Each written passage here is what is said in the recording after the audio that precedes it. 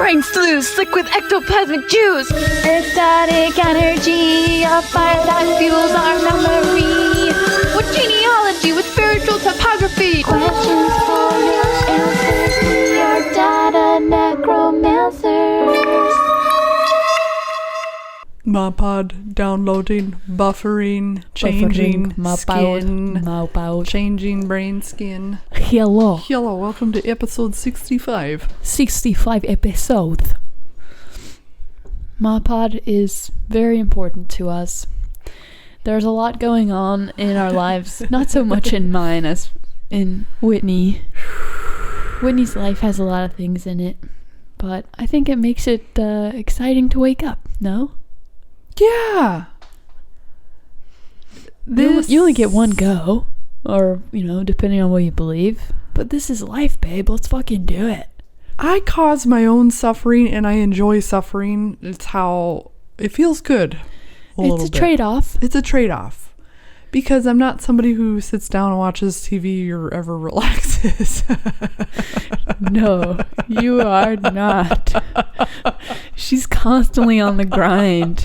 And the grind is, if it's not like actively creating or like refining something that she wants to create, it's like informing herself of other maladies that we experience in this reality. Well, it's like Lucas was like, I was thinking about your creative endeavors and how you've chosen this medium that thrives on being soulless, right? Worshipping the algorithm, making art dependent on what other people want. Yes. And I was like, yeah, it's my crucible though, right? Because the art is cerebral pressure release. Huh. Is that necessarily co-mingled with the type of medium you chose? Video and audio, yeah. Yeah, feels good. I like both because it's a visual and I'm an audio file, and the opinion part of just talking and other people listening is cathartic. Yeah, definitely cathartic, especially when you've got people on the chat who can reply. My question, I think we've touched on this before, is why is it necessary for our expression of our creative endeavors to be witnessed by someone else? It's like when a tree falls in the woods, does it make a sound? And then you go like, well, no, because the sound needs an ear in order for it to be. I think it still does make a sound. I still think it does too. But also that's a rhetorical question. It's supposed to make you think. I'd love to talk about the guy who we saw talk this past weekend and how he offered a concrete answer to the rhetorical question. Which he's I was in a small space with him a while ago and I was like, whew, hey, hey. His sideburns started to reach out to grab you. We're talking about somebody who owns a paranormal museum in Austin, and he's just a real whiz banger, firecracker, Roman candle. He's a real piece of work. He's a real piece of work. And I went to his museum, and it's cool. super, super small. It's like one room full of shit, and I was like, yeah, dude. Not the meeting I want, not the speaker I wanted you to see. Like the Alexis one last month was like, was she there? Incorporating. It's a guy, but Alexis. No, he wasn't there. No, but he, is super holistic. Studies all the pre-religion. He was somebody that he would have versus this guy, but I knew it was just important to get out. It was still a fun adventure. Pam is like, you did what? It's like, yeah, I drove 30 minutes with 2 kids and a newborn, and we went to a El Salvadorian restaurant, and it was cold out. Yeah, no, I did that. It was a lot of work, but it's gratifying. Absolutely. It's fun to give yourself these little challenges. Otherwise, you're just a lump. Because otherwise, what is my day filled with? Not working all the time. You are upsetting your mother. I'm going to have to put you back outside if you don't sit still. He's too big to be a lap dog, don't you think? I need a bigger lap. Do you think you'll go lay down? I don't know. It's hard to predict his 40. We just 40 don't want IQ. him clicking around, right? He can click. I don't care. I get more nervous about him knocking over the $2,500 camera than anything else. True enough.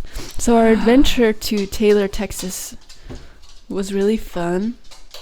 We had pupusas and curtido and yummy salsa. And the venue, the spooky black sparrow. Buck cherry bedazzled. Eagle-eye cherry pants. That was really fun. Oh, the little blighter was just hungry. He's crunching on his cereal bits now. Sometimes I look at him while he's eating and I'm like, I can't believe you have to eat that every day. It's just like not food. Yeah, no wonder you fucking fiend after every bite of food that we try and take. It seems yucky. Oh, speaking of that, yeah. I saw a post that Martha Stewart did of her dog food process. Like she makes dog food? She made for her dogs. Of course. It's like this huge. Does she have kids? Vat. She has grown children. Okay. And she has grandchildren. Oh. She has a master class out now, and I saw the ad for it. And you thought about taking it's like $10 a month or something, right? Or am I wrong? I think it's an annual fee that you pay once, but if you think about it monthly, it's probably close to that. But the first words that she uttered for her master class were dog food. You have to be fearless. Oh. And my ears pricked up. I was like, fear is the mind killer. I mean, what a beautiful dualistic biddy, right? She went to jail. She was on house arrest. She's on house arrest? Yeah, they wouldn't put her in jail. For tax evasion. But she goes on to say, like, I don't really care too much to sleep. I think it's fun to try and fit as much into one day as I can. She reminded me of you. Oh. Like she tries. Nice positive She's spin. Like, I like to say yes if offered a new opportunity or situation that could be edifying or, expand my experience. And that's a paraphrase. But the way that her approach to life is like, yeah, of course she's a fucking mogul with her own Martha Stewart empire and like lifestyle brands and all this kind of stuff. And all of her properties are so beautiful. And I've always admired her. But it's interesting to think that she is so steeped in the capitalist economy process. Even, like, I admire her so much, even though I don't really like the idea of capitalist economy because of the exploitation that is seemingly required for a capitalist economy. I don't know if it's required, but it has gotten to that point, yeah. When would there ever be... all I can think of is exploitation right now. Slaves, like without cobalt mines, labor unions, without like environmental groups and stuff. I feel like it is the name of the game to be exploitative. You want to give it another go? Yeah, but also think about all the immigrants who came to New York and made businesses and provided livelihoods and escaped so many different types of oppression and made livelihoods for themselves. I mean, it's like the big spectrum, right? There's like a million, and they opened up restaurants and shoe stores and absolutely a million different types of businesses. And no, I don't think that there's an easy answer as to like the way that we should be. But yeah, living. Martha Stewart is. Well, I don't know. I mean, what is she exploiting? Well, I think that the nature of trying to make a profit off of selling something is you have to seek out the cheapest way to create that thing that you want to sell so that you have a decent profit to make. At that level, sure. Yeah. So I haven't done any research into like the factories that produce Martha Stewart's lifestyle brand stuff. We should though. We should, absolutely. I'm just talking out of my ass right now. But it just kind of it harkens like imagery of manufacturing processes that are outside of our country, where labor laws are more lax and people don't get like a decent living wage. Yeah, it sucks. It didn't used to be that way. You know, it's like we used to make cars, and America used to make a lot of stuff, and then it just, people get really greedy. Well, I think that it followed from the imposition of like certain labor laws and expectations. So like, oh, you want me to pay taxes on all this? I'm going to move it to another country so I don't have to. Mm-hmm. And that's like just a fact of globalization. Oh my gosh. There's this motorcycle lady. She works for Revzilla, and her and I are politically aligned, and she just posted this like terrifying tax law that essentially, if the bill gets passed, it would be legal to move stuff offshore, and we would lose like $7 billion more. And this is for the super wealthy. Like, this is for the super wealthy class, in order for them to circumvent the whole tax brigade. And it's just like an imposition of additional taxes on that tax bracket, the super wealthy. I thought for sure she would never respond to me because I made an ass of myself in front of her, but what? How could that happen? Oh, it was like right after we went to Champ School, which is a racing school, and it was days after Eric had fired Jake. And then the owner of Champ School was like, so what's going on? What's happening? Should we even, and we're like, NDA. Yeah, it was just. Did you invoke the NDA, or you hadn't signed one? I signed one on my last day. Right. Just to appease. How do I fucking... If you sign an NDA, is it therefore illegal to talk about the NDA that you signed? I always thought if he ever asked for me to remove anything, I'd be like, get a lawyer. Okay, here it is.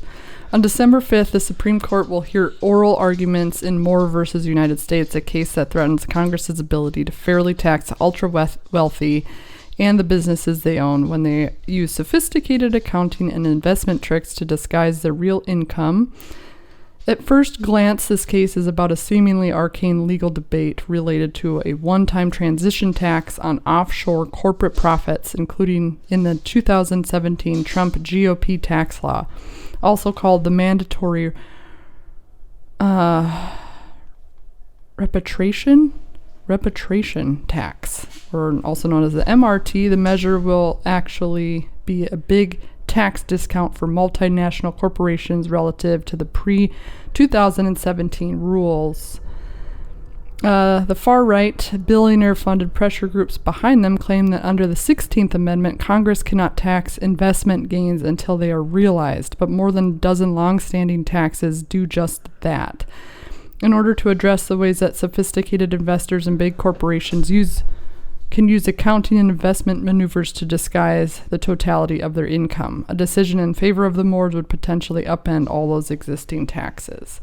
And some GOP people are like, this is insane. Don't like, what are you guys doing? It's just like so crazy. So I don't understand. Is it an effort to tax offshore accounts justly and legally, or is it the opposite? They're trying to get rid of that. It's so above my pay grade. I don't even know how to process it. The federal income tax could become largely voluntary for multinational corporations and sophisticated investors. And then it just, the more you're just like a regular person in America, the more you're just getting absolutely butt fucked. Right. On every level. Because you don't have offshore accounts, you don't have high-powered lawyers, you don't have any understanding of or investment, and that's really like my mother-in-law was asking me, how do these people get so rich? And I'm like, they're not just sitting with money in accounts. That money is working for them always and constantly, and that's how you have to do it now. Yeah. Is that something that you'd like to do as well? Yeah. because otherwise it's like I've cleaned out my bank account twice for shit that people wouldn't have cleaned out their bank account for 25 years ago. Oh, I had emergency surgery. Gone. Had to pay for that. Oh, you wanted to buy a house. Gone. It's like... Yeah. So what am I going to do? Stay here and then just refuse to play the game? It's tough. Well, especially since you have a growing family, like you need to think about the girls and their quality of life and their futures and prepare for that. So yeah, it makes sense that you would want to I'm just scared have more money if there's another emergency. Like a pandemic? No. Like like the bank clearing like a car emergencies. crash or a medical emergency. And I have credit cards for that reason, because worst case scenario, you can just, pay a ridiculous amount of interest on it. But that's better than not. Yeah, because then what? You go live with the grandparents, or you live on the street? I don't have any. Well, I mean, Live Pam with and you. Andy. Oh yeah, there's them. They're trying to move with us, though. Your kids' grandparents. Yeah, I don't know, man. It's fucky. Anyways, you had a controversial topic. We could talk about it sort of goes that. along with these lines. Well, let's fucking do it. So the idea that I like to discuss is one that I think is taken for granted by most people.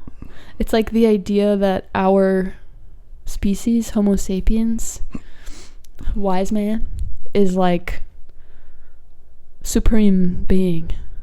So like human supremacy. Because of thumbs. Raccoons have those. But so I was reading this environmental polemicist who... What's a polemicist? So like that women aren't funny guy. They write things that are... Oh. They spark anger. Clickbait. It's like, well, I think this guy really does believe what he's writing, but it is written so vehemently and with so much vigor and like anger towards the topic that it's like, oh, there's no way you'll ever slip this into mainstream and get anybody to believe you. Okay. So the angle is like, here, let me see. Cultural runoff. Perhaps. The dude's name is Derek Jensen, and he wrote a book called I've never gotten pussy. The Myth of Human Supremacy. Oh. And the damage it has done. So he wishes to debunk the hierarchy of nature and the superiority of humans. So this concept is with us since the beginning of our written history. Like, mankind is the culmination of all of this natural selection, sort of like the Greeks started it. Like, we have rational wisdom and we have the ability to logicize, and an ape ate a psilocybin mushroom and then you got the Romans. Yes.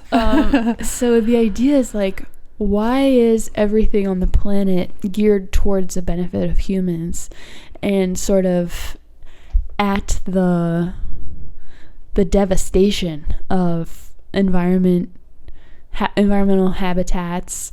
All creatures are sort of subservient to our needs, hunger, our desires, our whims. Animals are lab rats, mice, dogs, cats, fish, rabbits. I imagine all of those horseshoe crabs inverted and being sucked of their blue blood.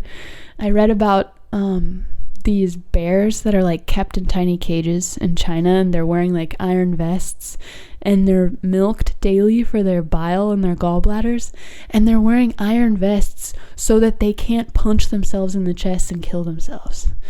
And so like he gives all these examples of how 25% of all rivers don't reach the ocean anymore. So like you lose all this biodiversity, like salmon can no longer go up to where they used to reproduce, and the list goes on. I always think of the bug guy. He's like, do you have a snail problem? I was like, don't you want us to eradicate all encroaching I was like, animals? Snails? So The things that stick on the wall? My question is there a way that we can have like a happy, thriving society? You're talking about the Whitney Utopia, baby. Without the exploitation of nature and like the poisoning of the earth. Like all of our air that we breathe is carcinogenic because of the Industrial Revolution, and that's something that we did. And I don't think that we are inherently bad, or that our existence is predicated on the exploitation or the destruction of the environment or of animals. We're at the will of the one guy that owns the factory. Exactly. Yeah. So it ties in with this economic thing we were discussing about offshore accounts. Why is it that those people have in their minds that humans are superior and they deserve to level everything around them? So Catholic Church, lack of culture, patriarchy, homogenized, eradicated. I think it is hugely the Catholic Church, though, too, because it's like in the Bible it says we've all been pasteurized and given a phone, and you're like, oh, this is great. But I have no family. I hate everybody hates me. I hate everybody, and I'm alone, and I can watch whatever I want in my house. Like, there you go. It's a trade-off. And I also wonder that too. It's like, we're all bored, and then you drive on 35 and there's nothing but strip malls, and it's like, wouldn't it be cooler if there were like farms to go to, or animal sanctuaries to bring kids to, or we were farming is hard, and we've left that to a section of people who can spend all day for years doing it. But it's like, what if we brought in more plant diversity? What if we brought in different types of animals? What if our priorities were different? Yeah. And I think that's largely women not being in charge too, as part of it too.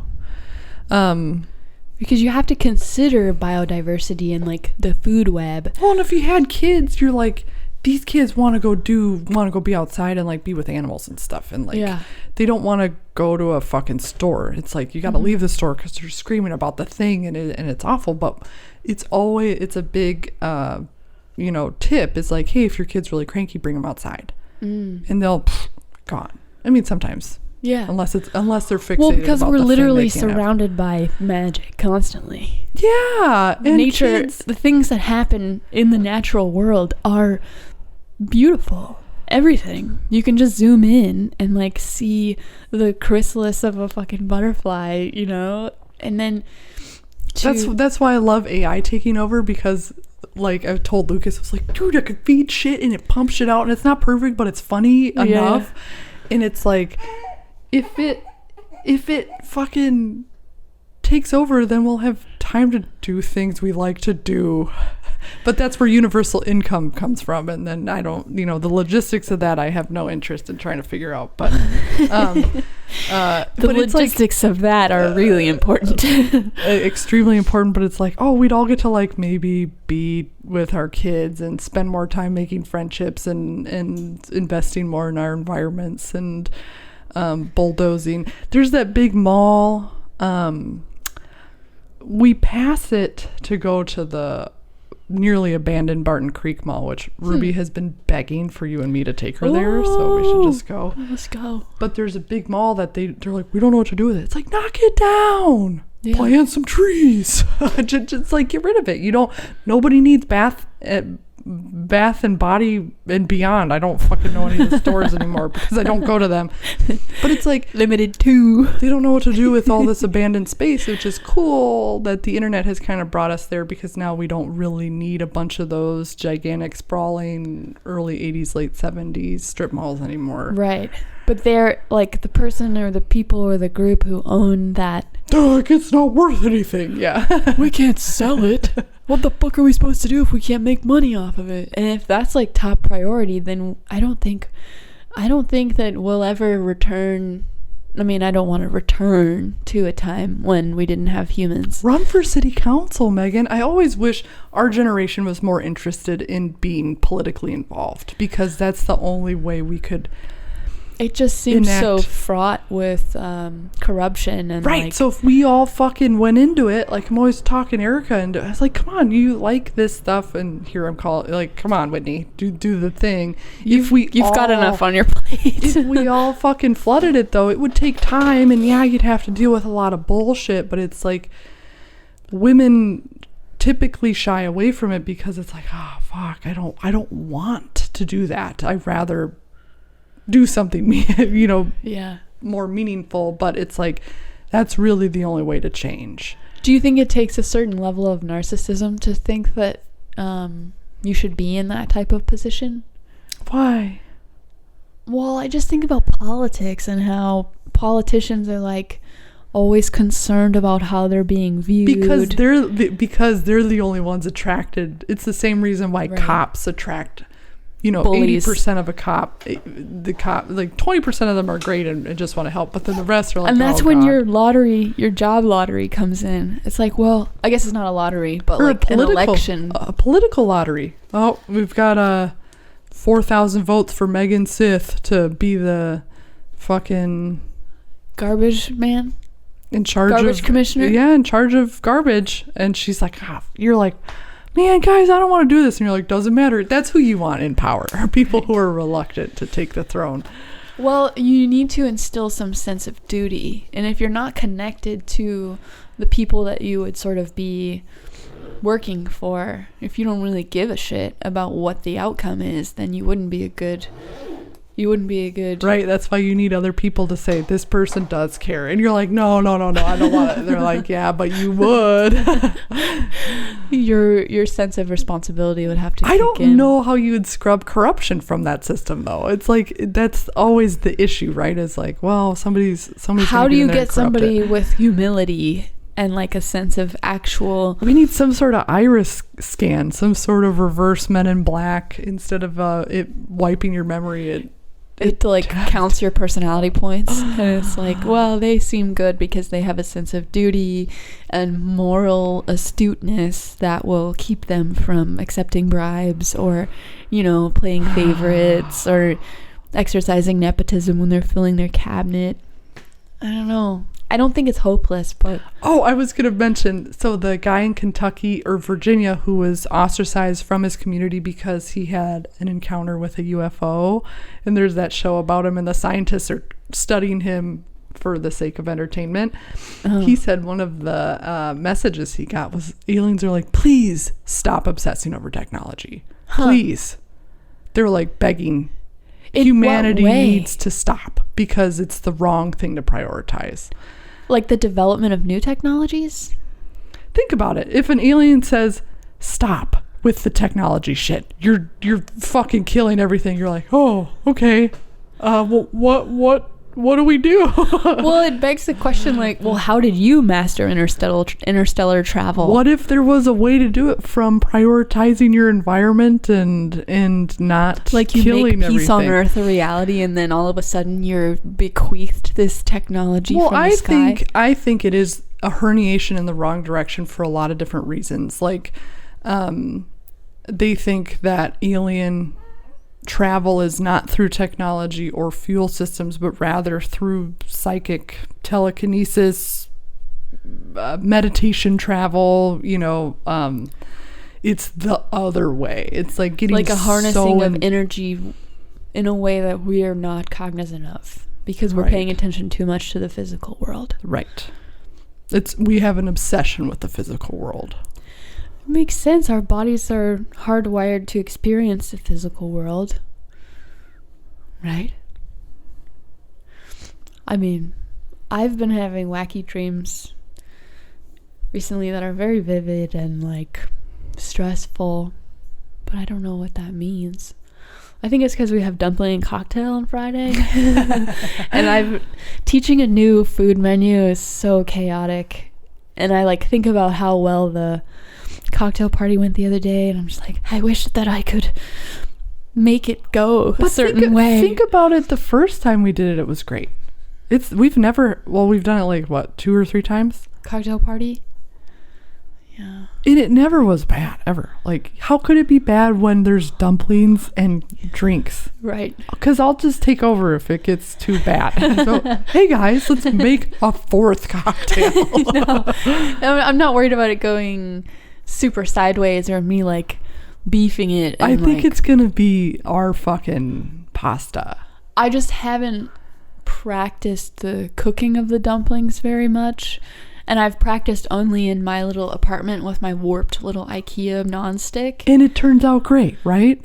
Well, I did them from frozen, and a lot of them like broke open. And I'm like, it's cool. It's gonna be way different when I do it for the first time at Let's Eat. So it's just why like don't we do it on? I mean, I'm free whenever. Tomorrow or today. Yeah, we there's. Because aren't we gonna be cooking them fresh? Yeah. Yeah. Which I haven't tested. Which they shouldn't break. Cause they won't break. Yeah. No, I'm just nervous about the things I don't know. You don't need solutions right now. You just need to vent. Sort of. I think so. Yeah. I think that's the cause of all of my stressful dreams. It's like these unknowns that are approaching in the future. Right. I think it's going to be great. Like, I've made spring rolls a handful of times, and I've practiced the dumplings, and it's going to be great. We made dumplings here. We made ravioli. We made dumplings. Did we? Yeah. You showed me how to pleat, and they were delicious. Huh. And that's when you taught me about black vinegar and how essential that was. That's right. We just didn't record it. Nope. Nice.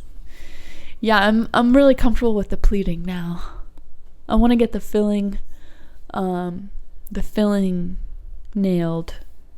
Because the one that I made I thought was too garlicky, too scalliony. But it'll be great. Hell yeah. I mean, when I zoom out, I'm like, oh, all you have to worry about is like teaching people how to make gyoza? Fuck off. Like, shut up. You're gonna be fine. You don't have to go to war. Like, you don't have to worry about having you don't have a newborn and a toddler. You know? I was like, stop stressing out. It's gonna be fine. But yeah, this morning I was reading about the human industrial complex and all of the ways that it has irrevocably changed the planet and why it's so controversial to talk about. I do see more homesteading. More people are like, my family deeply regrets putting their elders in nursing homes where they bled them dry of all of their money. I think it was really shocking to them. And so it's like, yeah, we're not doing that with you guys. Why would we put you in a home where it's $10,000 a month? What? And you get to eat instant potatoes every day. That is so evil. Isn't it evil? You think that you're like putting your mother or father in a place where they'll be cared for, but they literally just abuse them and give them the bare minimum so they stay alive. Yeah. Well, exploitation. I started to watch a documentary about that, and I had to turn it off because it was so disgusting. They started, I'll tell you the point where I turned it off. They were talking about how they have evidence that it was like, they correlated it with trying to take homes back. Because if these old people are living in these houses that are paid for, where's the profit? Wait, what do you mean? Old people were living in houses that were paid for. Right. They paid for them 20, 30 years ago. The houses they raised their families in. The houses they raised their families in. So suddenly these nursing homes started getting really popular because they could move them out of the home and then the houses were for sale. And take the houses back and get like the property back out of the hands of the family into the... I see. It's nefarious. Yeah, it was like real estate commissions and laws correlated with the population. I was like, done. That's disgusting. Because it is, you don't keep houses anymore. Houses are like part of the way you pay for the nursing homes. Yeah, I wonder how many people live in the houses they grew up in, like with their family, you know? And I was thinking, I was like, oh shit, you got to keep the house and the family. at any cost. Because I was like, man, if both my grandparents kept their houses, their grandkids would have benefited from somebody getting to live in the house, or Well, have you read I don't know if it's from 1984 or Brave New World, but ending is better than mending. Yes. It's like a principle that the future society is based on. It's like, well, you should just throw it away so you can get a new one instead of... Aaron and I talk about that all the time. GE has admitted we can make a light bulb that lasts forever. Right, but we can do that. It's not profitable. You have to manufacture obsolescence in order to guarantee that there will always be jobs, there will always be a profit, there will always be this trash producing cycle where somebody will always have to buy something. How do you make a society that's sustainable, circular, Yeah, go the other way, baby. Go inside. Everybody's got to go inside their minds just a little bit more than they're doing right now. For solutions? Yeah. Nobody's in their body. It's funny because, like, we're in a recession right now, and I was reading about how this is one of the topics I wanted to bring fully researched, but once again, it was also distressing. Yeah. Food is at an all-time high for price. Right. And corporations are making the most money that they've ever made. Right. And it's like, well, yeah, so a pandemic happens, things get bumped. And then they don't bring them back down. They're like, well, wait, you want us to make less?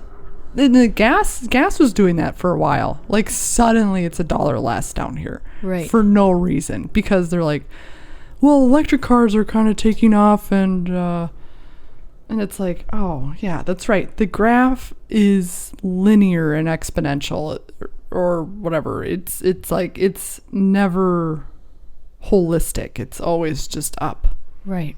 Why would we make food cheaper? Why would we do that? And what do you think is the... There's a bunch of Cybertrucks in Austin, by the way. Have you seen one? Coaster. Yeah, I've seen a couple of them. Shit. Did the novelty wear off yet? I don't know.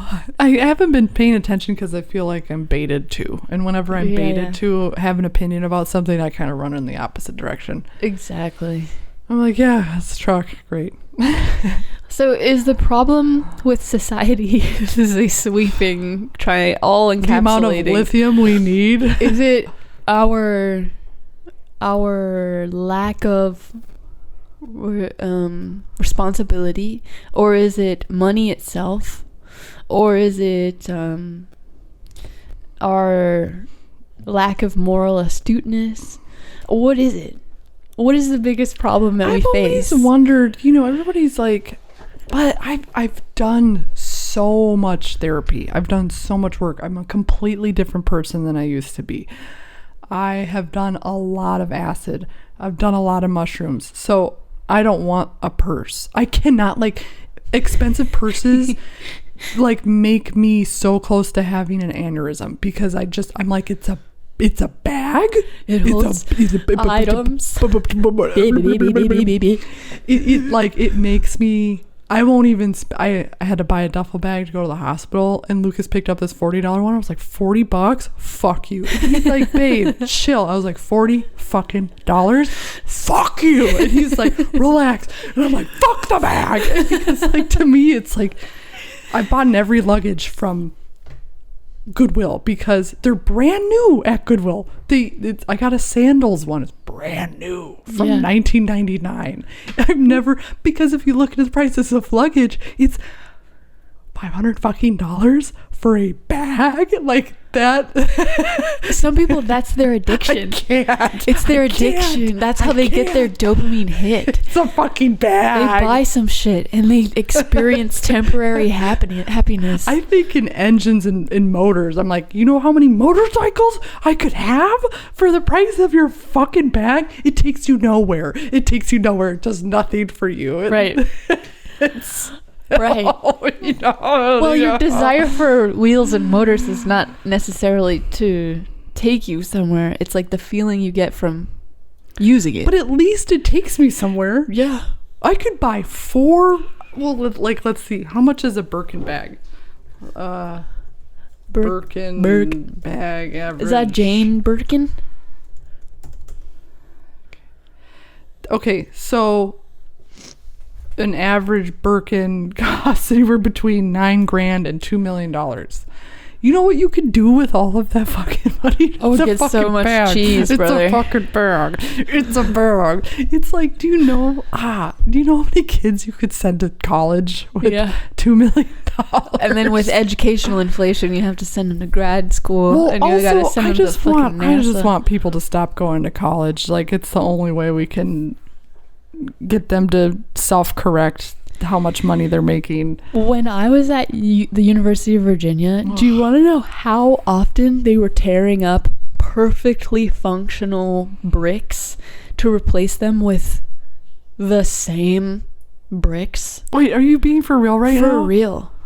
Like, they were spending so much money on, like, the beautification of the grounds. And it was always like, wait, so we have all of these illustrious donors, and we're just sort of like tearing down things that are still perfectly adequate so that we can build something really similar in its place. Oh my god. It's bonkers. And like the library that I went to all the time, Alderman, they tore that down to put up another library in its place. It was fucking awesome. And it's not like I cling to the past and I can't stand change. It's just like that money would be better spent on actual people and like improving the quality of their lives. They're so clueless though. And the board is so bored, I guess. They're just bored. Well, and it also goes back to like special interests and like, yeah, no worries, we're gonna get that. We're going to move this money over here. We have to spend a little bit here so that it looks like it's good, but then we'll get that money over to your department or whatever. I don't know. I'm not hopeless. I think there are good people who want to do the right thing, but then it makes me think like, well, people who do the right thing are just suckers, and they're going to get fucking run over by people who, you know, want to make a profit as opposed to doing the right thing. They always get run over by people who That's why I'm always trying to get people in places of power, because it's like, I know you don't want it. Mm-hmm. I know you don't want it, but it's the only way we stop letting these assholes run everything. Right. And this is just a thought experiment, does being in that sort of position pollute your previously, I would hope not, well-meaning? There's like Dr. Bronner, the guy who endeavors. owns Dr. Bronner. Is he Dr. Bronner? All one. The guys that own Ben and Jerry, like they're examples of. They sold to Haagen-Dazs. Oh, did they? I think so. There's always, everybody has a price. Well, I think they're really old. I think they were. No, the Ben and Jerry's brand, I think, still upholds the original principles. This first thing says how Ben and Jerry's got bought without selling out. Let's fucking go. Dr. Bronner's another like great, extremely popular brand. $5 bar soap. I like it though. I will buy it. That has huge ethics. Yeah. There's Dr. Bronner walking Dr. in right Bronner now. just got home. The human supremacy. Did you have any comment on that? So like for a long time, or there's a lot of this is me having a comment. There's a long sort of history of mankind thinking that we were like the epitome of living things, and like we are the pinnacle. It's like what's on top of the really outdated food pyramid that I love. Isn't it like bread candy is and number sweets? one. Buy more bread, bitch. But like natural selection, evolution, it prepares an organism better for its environment, not towards any like specific like pinnacle of existence. Well, right. That seems like such a human impressed. But our cognitive abilities have removed us from needing to be geared towards our environment. You know what I mean? Like, we can figure shit out, so therefore we can live in any environment. Does that remove us from evolution? There's no more natural selection because we have hospitals, you know? Or we have... and we've killed all of our predators or put them in iron vests and small cages. Exactly, and so we can milk their gallbladders. gallbladder for their bile. So, like, are we removed from the natural selection of things? Oh, yeah. So, what is our existence? Like, where are the checks and balances for our species? Yeah, we've eradicated them. So, we have to be the arbiters of our own. So, we could be like the Mayans, right? Didn't they just get wiped out by smallpox? Yeah, and the Spaniards. So, you're saying we need to be colonized by another force that's greater than ourselves. We've talked about this, and then we become the... I was talking to Aaron about becoming an alien succubus, and he was like all for it. I think he said concubine. Or concubine. Yeah. Sorry, wrong word. Succubus is a female entity that rapes you in your sleep. Yeah. Concubine. And I was like, Aaron, are you ready to be an alien concubine? And he was going to dress like Princess Leia. Ready. Yes. And yeah. So if we all become alien concubines... But also, what diseases are they bringing? Dude, could you imagine like the gnarliest things? A disease where it like inflates your eyes so big to the point of popping. I imagine it being something glandular, just like the bubonic plague, where all your glands swell to black pus filled. I sometimes go to really dark corners of my brain, as you guys may know, and sometimes I wonder, like, if you were pregnant during that period, it's like you're toast. But I mean, I think us being descended from European populations, our ancestors somehow managed to live through the bubonic and here we plague. are, the richest we've ever been, right? And yes, we're the ones that made it. We're the orgasms that... This is the pinnacle of human existence. You're right. But it is, though, because like we can go get the mochi cream cheese honey pancakes, or we could go get Thai food, or we could go get Mexican food, and we've got cars. And at what cost? At the cost of culture and every animal ever. I don't bring it up just to be contrary. I just think I think it's a perfectly MAWPODian topic. It's pod fodder. It's pod fodder, and it is the source of a lot of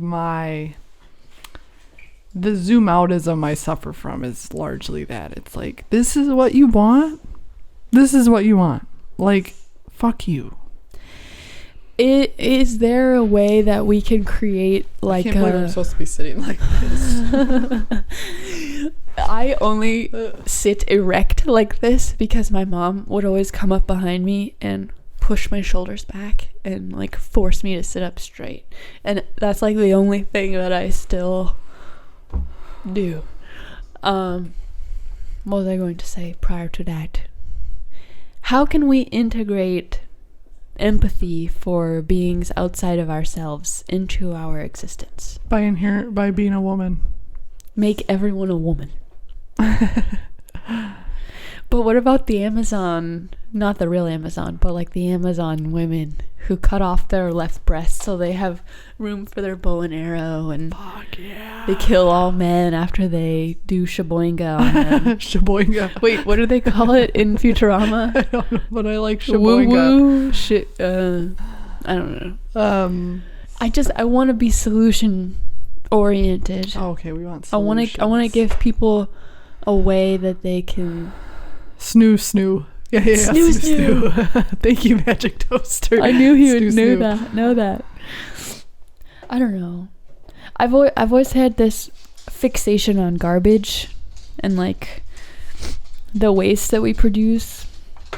And I thought that if everybody had to like keep all of their garbage with them for the rest of their lives, then they would be more cognizant of the impact that their choices have. Mm-hmm. But since garbage is like something that you put out the end of the street and then it disappears from your life, you can't take responsibility for it because you don't have to, you know? It's I just feel like part of being in this economy. My dad always created way more trash than what was picked up every week. Yeah. And Himself. I got to see first-handedly like him struggle with the amount of plastic bottles he would create. Yeah. I'm like, yeah, it's weird that you remember I had the office jug for years. Mm-hmm. I was like, Dad, here's a solution.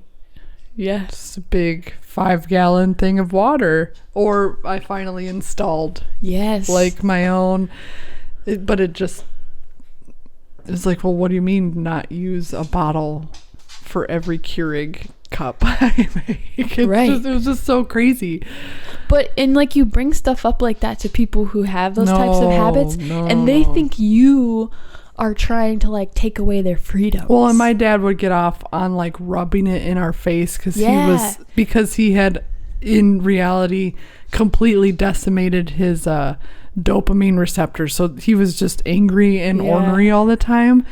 And I'm like, it doesn't bother me, you can do whatever you want, but it's like you don't see that I see that you are suffering. You're here for a quick fix. You don't want to mitigate that suffering. You just want to wallow in it. Yeah. And God forbid you ever suggest to someone they're that packing they could, peanuts. It's part of the packing peanut issue. They're packing people peanuts. who don't have any sort of autonomy. NPCs. Yeah. They're just taking up space. Yeah. There are hoarders who keep their trash. I saved a video. Somebody posted in my Discord of an apartment filled probably 5 to 6 feet high of Coors Light cans and bottles. Whoa. And he was saying, he's like, this is 8 hours later, like we've made our 3 feet into this. Ooh. Yeah, I don't think the solution is just hoarding garbage. It's like because those people are mentally ill. Trying to encourage corporations to make less garbage. It's just like creating garbage is so inherent to consumption, and we consume. It's like how we eat and pee and poop and stuff. It's absolutely. I don't know. I think but we it's made impossible. It this way. And I know that environmental crises have to take a back seat to humanitarian crises. Like, there's always going to be a war that's happening that requires our money and our attention and our involvement. So then, like, the trash problem is never going to be okay, so I keep addressed. Thinking about how, like, selling food is trash. It's like the big... So how would we have stopped shipping food or making food for other people? There in places in the... I guess we never would have had... The whole reason why our population is covering the entire planet is because we got so good at making food. Yeah. So our population boomed, and there's some checks and balances, war, famine. See, I think it's a pestilence. thermodynamics issue again. It's right. like because we can't utilize the trash for energy, and then it would just stop going into the ground because we could just use it again. If we could somehow put it back in the cycle. I was thinking of a short story, like a sci-fi I could write, where it's like 200 or 300 years in the future, and there's this like space garbage barge, and it periodically... It's also a prison. It periodically ejects material into the sun, like that would have been just like buried in the earth or whatever. So this premise of having this space garbage barge, because all the number of satellites that we have up there now, there's so much space garbage already. Graveyard orbit. Thank you, Discord. Like that was, I was like, what's the graveyard orbit? And they're like, it's where all the trash goes. And I was like, oh.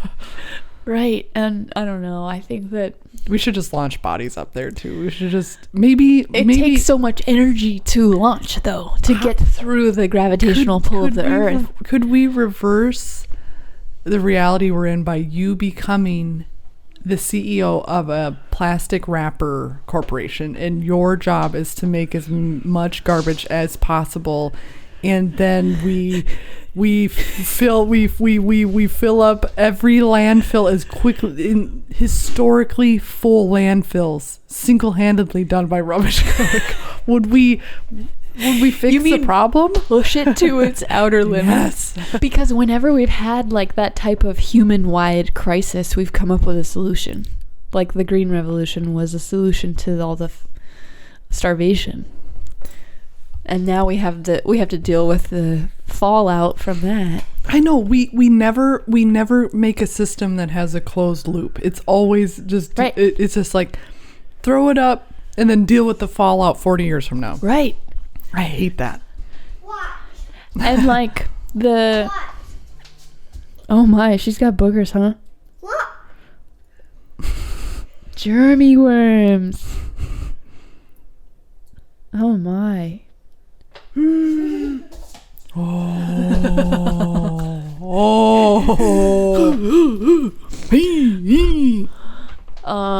I think about all the power that's required to funnel into all of our households and everything, and all the like dams that have been placed on rivers. And we're not the only species who manipulate our environment to make it more favorable for our living. Like beavers make dams too, and all kinds of structures. Just for them to like have a little cozy home. Yeah, what the fuck, beavers? You gotta block I'm sure the there's fucking more river. to it than that, but I don't know. Anyways, we have 1 minute left on the big jam. I wish we could find a way to live that didn't decimate everything around us.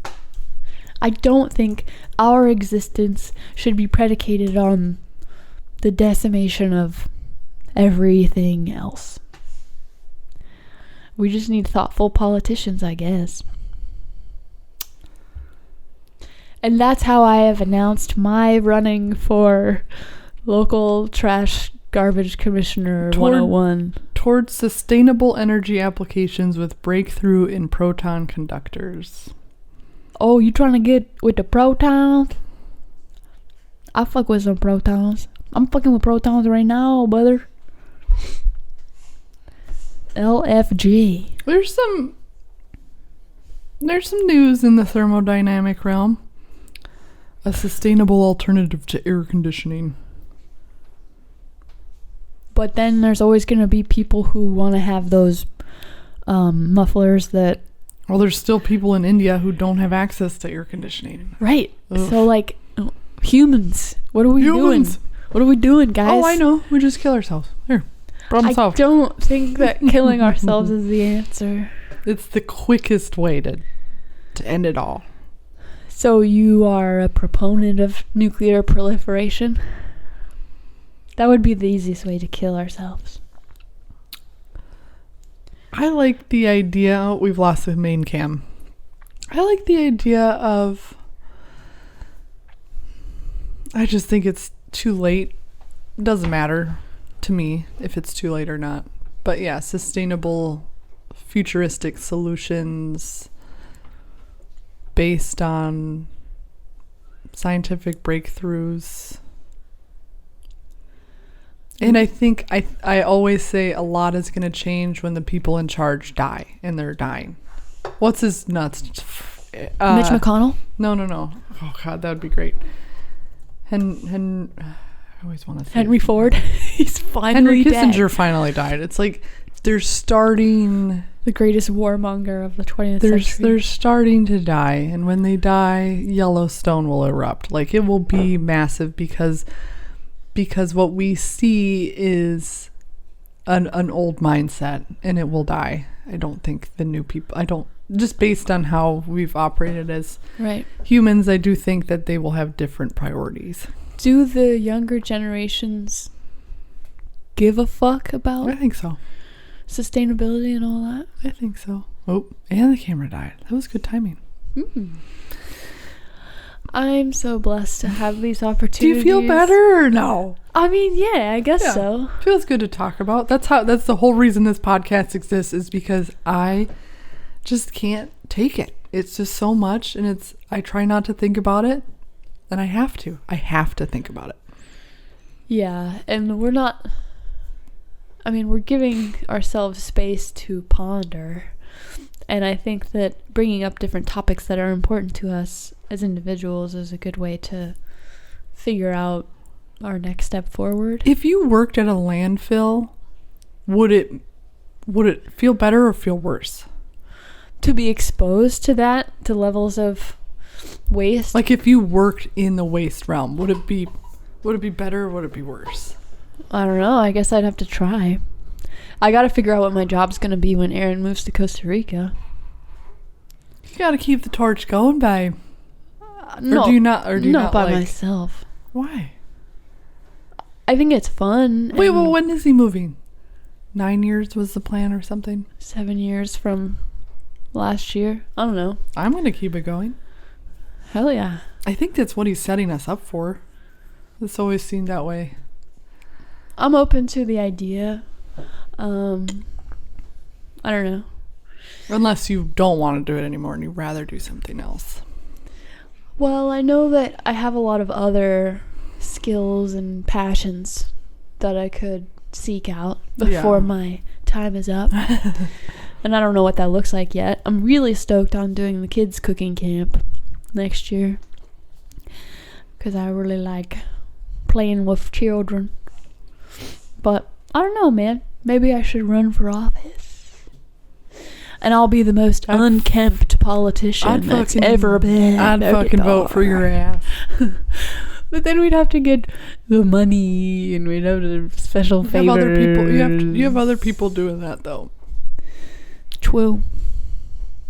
I'll join with you. I've always thought about that. I was like, I should put my money where my fucking mouth is. And donate to politicians? No, and be on city council. Oh, true. My first step is fucking care. Right. My first step is like actively voting every time there's an opportunity. God, I know, right? Like if I want to make a difference, I guess I could start there. But then like informing yourself on all the topics, you're like, do I want to preserve the office of fucking treasurer of Galveston County? What? Oh God, there's a guy in like remote ass Texas who has he prides himself on being a freedom fighter, but yet at the same time is passing as many bills. He's like passed more bills than anybody else in Texas history. So I'm like, well, you can't be a freedom person and also passing a bunch of bills. Right. And then you also have to worry about satisfying your constituents because they're the ones who voted you into power. Well, that, and like, I feel like there's sometimes mentally ill people get attracted to positions like that because they're the only ones with time. Because they're megalomaniacs. Yeah. And he passed, you can't lane split anymore in Texas. And it's like, he doesn't ride a motorcycle. He lives in a place that barely has any motorcycles. It's like, yep, but he has all the power. Huh. And it wasn't voted on. I learned this all from Jake. Is this bottom sprocket topics? Yeah, but he was telling me about that. I was like, ooh, that's fucked up. That's a fucked up system we got. And then it made me want, I'm like, well, why am I not doing the thing? You're doing a couple other things. I'm doing 800 other things, and they feel very shallow in comparison. No. But, yeah, no. I feel like the universe puts you in the spot that you're supposed to be in. That's beautiful. It's not necessarily about what I want. It's all the time. You're right. If I want the world to change, I need to start with my own 2 feet. So I'm gonna email my apartment complex and I'm gonna demand a compost container, because my compost situation is not good. You should 100% do that. Do you need to empty out? Yeah, it's so yucky. Empty it out. I pulled out a compost bag for you, and then I think you got scared or something. You kind of disappeared and didn't offer it. Yeah, I don't know what happened to me. I don't want to like be a I have compost bags. A burden to your compost. And now it's cold out. It's just like the compost bin gets infested with maggots almost immediately. Of course. Yeah, so. I saw an example. I was reading like segments of this book about the human supremacy thing, and a woman was like emptying her compost bits onto her compost pile, and like her neighbor like peered over the fence and was like, "What are you doing with that garbage?" She's like, "This is compost." And he's like, "We ain't never had no raccoons around here before, and we just started getting raccoons because you're doing that with that garbage. You need to put it in a trash can." And she's like, "It's organic material. It's gonna turn into nutrient-rich soil." And a proper compost would be covered. Shouldn't attract. But like, what's it to him if there's a raccoon? Hold on, what was this? It was an excerpt from a book about the myth of human supremacy. Right. I could go on forever talking about this kind of stuff. I'm legit thinking, like, I do want to do more homesteading. I want chickens and ducks and bunnies, because Ruby wants bunnies. And then your mom was talking about how she had outdoor bunnies, and I was like, I need outdoor bunnies. Would you eat the bunnies? No. And I've seen outdoor bunnies up here. Big. They get huge. They get really big. And I was like, that's what I want, even in my backyard. That does not make any sense. But it's like, I think we could sort of terraform. Yeah. Terraform your backyard. It's just a straight wall. Like, we could figure it out. It's a steep grade. But as long as there's no, like, important power lines or sewer lines underneath. I was reading about it. You got to have somebody come out and just tell you where shit is before you start, and then we could start. Cool, man. But yeah, I'm like, well, what about the cockroaches and the raccoons? And I was like, you build a bat house. Get an owl. They make those, because we had rats, and I immediately was like, we need an owl. And they make fucking owl homes that go up in the... Yeah. You just like cut out a thing and put it in there. Every time I go into the backyard to dump out the chicken scraps for the chickens, there's a white cat right behind the hen house named Bob. Oh. So he's out there in anticipation of the mice and the rats. Okay. So if you get a cat... There's tons of cats already. Cats, owls, bats. Owls. You just need those predators to keep those little populations in check.